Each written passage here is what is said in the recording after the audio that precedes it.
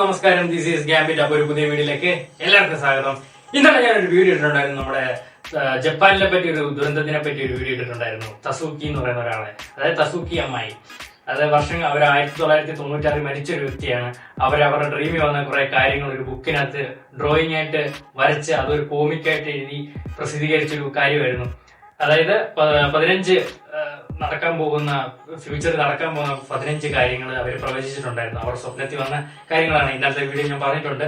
അതെന്തായാലും പാടെ മൂക്കുകുത്തി താഴെ വീണിട്ടുണ്ട്. കാരണമൊന്നുമല്ല, ജപ്പാനിൽ ഒരു കാര്യമായിട്ട് നടന്നിട്ടില്ല, അങ്ങനെ ഒരു ദുരന്തമോ ഒന്നും നടന്നിട്ടില്ല. അതുകൂടാതെ ജപ്പാൻകാർക്ക് 30,000 കോടിയുടെ ടേൺ ഓവർ നഷ്ടമാണ് ഈ ഒറ്റ പ്രവചനം കൊണ്ട് അവർക്ക് നഷ്ടമായത്.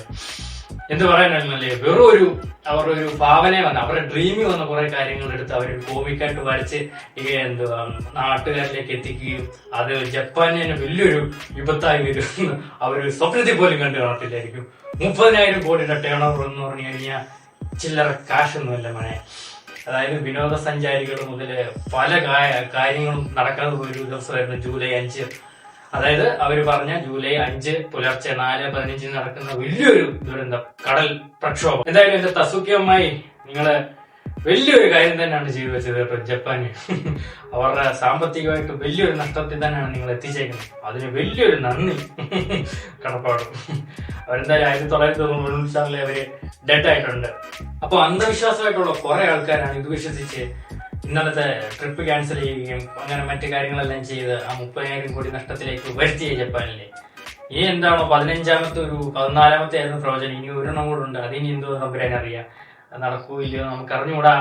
ഇപ്പൊ എന്തായാലും ചർച്ചാ വിഷയം മൊത്തം ഇവരാണ്. ഇന്ന് രാവിലെ ഞാൻ ഭയങ്കര എക്സൈറ്റഡ് ആയിട്ടാണ് രാവിലെ എഴുന്നേറ്റ് ഫോൺ നോക്കിയത്. എന്തെങ്കിലും സംഭവിച്ചോ നോക്കുമ്പോ തന്നെ നമ്മുടെ ശ്രീകണ്ഠൻ നായർ 24-നകത്ത് പറയുന്നുണ്ട്, എന്റെ തസൂക്കി അമ്മായി നിങ്ങൾ വലിയ പണിയെ കാണിച്ചെന്ന്.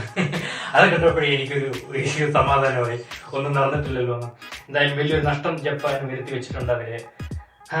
ഇനി ഇങ്ങനത്തെ പ്രവചനങ്ങൾ കേട്ട് ആരും അതിൽ വീണു പോകാതിരിക്കുക, അതേ ഞാൻ പറയുന്നുള്ളൂ. അവർ ഒരു പ്രവചനം കൂടെ ഉണ്ട് വരാൻ. അതിനി എന്തുവാണോ, അത് ഇനി ആൾക്കാരതില് എടുക്കുന്നുണ്ടോ അതോ അവരുടെ എന്തോ കാണിക്കുന്നോ നമുക്ക് അറിഞ്ഞൂടാ. അതിനി വിശ്വസിക്കാതിരിക്കുക, അത്ര ഞാൻ പറയുന്നുള്ളൂ.